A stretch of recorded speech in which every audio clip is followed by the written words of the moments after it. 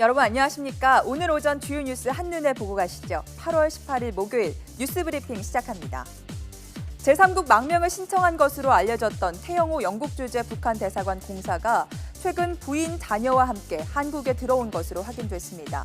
지금까지 탈북한 북한 외교관 가운데 최고위급으로 김정은 체제에 대한 염증, 대한민국에 대한 동경, 자녀의 장래 문제에 대한 고민으로 탈북을 결심하게 된 것으로 전해졌습니다. 통일부는 긴급 브리핑을 통해 이들은 현재 정부의 보호 아래 있고 관계기관이 통상적인 절차에 따라 조사를 진행하고 있다고 설명했습니다. 북한은 아직 이렇다 할 반응을 보이지 않고 있습니다. 조선중앙통신과 조선중앙TV, 노동신문 등 관영 매체가 모두 태영호 공사의 탈북에 대해 아무런 언급을 하지 않고 있습니다. 앞서 지난 4월 중국에서 운영하는 식당에 종업원 13명이 집단 탈북을 했을 때에는 닷새 만에 전대미문의 납치 사건이라며 우리 정부를 비난하는 첫 공식 반응을 냈고 이후에는 종업원들 가족과 동료 인터뷰 영상을 내보내 이들을 돌려보내라고 요구하는 등 선전 공세를 펼쳤습니다. 미국 국무부는 정례 브리핑을 통해 북한의 인권 상황과 북한의 망명 희망자들의 처우에 대해 깊이 우려하고 있다고 밝혔습니다. 또 모든 국가가 북한 난민과 망명 희망자들을 보호하는 데 협조할 것을 촉구했습니다. 체제의 선전에 앞장섰던 북한 엘리트 중의 엘리트가 귀순했습니다. 북한의 체제가 점점 한계에 다다르고 있다는 신호가 아닐까요? 태영호 공사의 지난 2014년 발언과 함께 통일부의 브리핑 들어보시죠. Distorted information that the DPRK government not allow the ordinary people to go out, 태영호 공사가 부인, 자녀와 함께 대한민국에 입국하였습니다.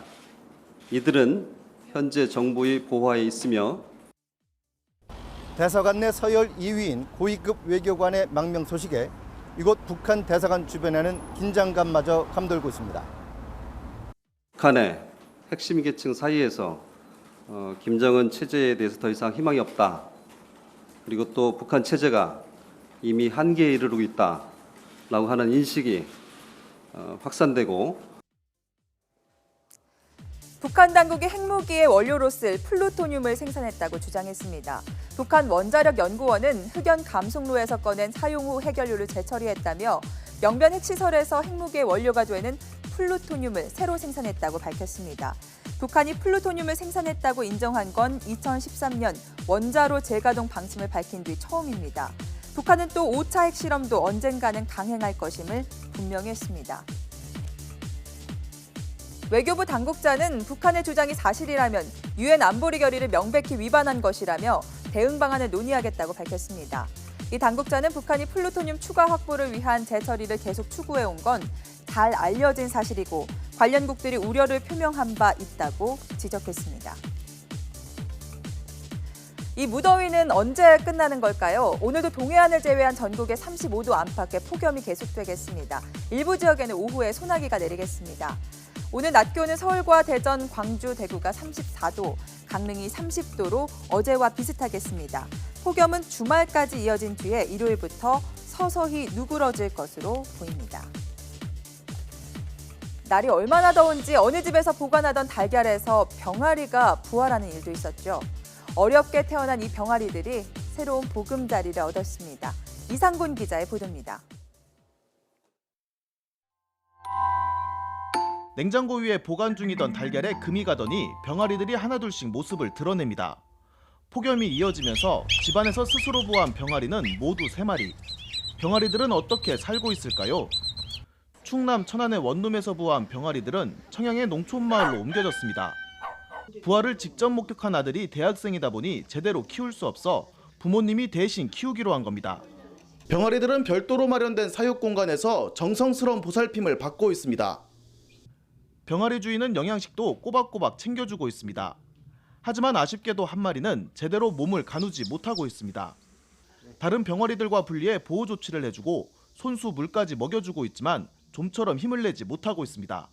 한 마리를 더 신경 써서 물도 저희가 직접 먹여주고 하는데 어떻게 될려나 모르겠어요. 너무 안쓰럽죠. 3마리 모두 건강하게 크면 좋을 텐데. 당시 원룸에서 상온으로 보관하고 있던 달걀은 3개가 더 있었지만 추가 부화는 없었습니다. 스스로 부화한 병아리들은 이미 마을에서 스타가 됐습니다. 부화도 안 시켰는데 저렇게 까서 너무 신기하고 보기 좋아요. 건강한 병아리 2마리에게는 폭염 속에 태어난 것을 기념해 폭돌이와 폭순이라는 이름을 지어줄 계획입니다. 하늘에서 주신 큰 선물로 생각을 하고 병아리가 어느 정도 일정 기간 자라고 나면은 큰 닭하고 합사시켜서 잘 키우겠습니다. 새 생명이 폭염 속에서 태어나면서 무더위에 지친 사람들에게 웃음과 활력을 불어넣어주고 있습니다. YTN 이상곤입니다. 김대중 전 대통령 서거 7주기 추모 행사가 잠시 뒤 10시부터 국립서울현충원에서 열립니다. 김대중 평화센터 주관으로 거행되는 이번 행사는 김 전 대통령의 정신과 업적을 기리기 위한 것으로 더불어민주당 문재인 전 대표와 국민의당 안철수 전 대표를 비롯해 유가족, 정관계 인사, 추모객 등 2천여 명이 참석할 예정입니다. 새누리당이 가정용 전기요금 누진제를 손보기 위해 오늘 당정 태스크포스 첫 회의를 엽니다. 한 달에 한두 번 운영하는 회의에서 주택용 전기요금 누진제 개편, 산업용 전기요금 정상화 문제를 논의할 예정입니다. 한국과 에너지 여건이 비슷한 일본 등을 대상으로 해외 사례를 조사하고 전기요금 공청회 등을 열어 올 연말까지 전기요금 체계 개편 방안을 마련하겠다는 계획입니다. 박원순 서울시장과 홍준표 경남지사가 박근혜 대통령 주재 시도지사 청와대 오찬에서 청년수당 문제를 놓고 설전을 벌인 것으로 알려졌습니다. 박 시장은 청년수당 정책이 중앙정부와 충돌을 피하는 보완적 정책이라며 대법원에 제소하기 전에 다시 협의하자고 제안했습니다. 홍준표 경남지사는 서울시의 청년수당은 전형적인 포퓰리즘 정책이라고 반박한 것으로 알려졌습니다. 국회가 오늘 김재형 대법관 후보자를 시작으로 청문회 일정을 이어갑니다. 여야가 청와대 서별관 회의 청문회 증인 채택 문제로 평행선을 달리고 있어 팽팽한 기싸움이 예상됩니다. 어제 파행으로 끝난 추경 예산안 논의도 전망이 불투명합니다. 4.16 세월호 참사 특별조사위원회가 3차 청문회에 출석할 증인과 참고인의 범위를 선정했습니다. 청와대와 검찰, 언론사, 해경 관계자 등 예비 증인과 참고인 대상자 104명입니다.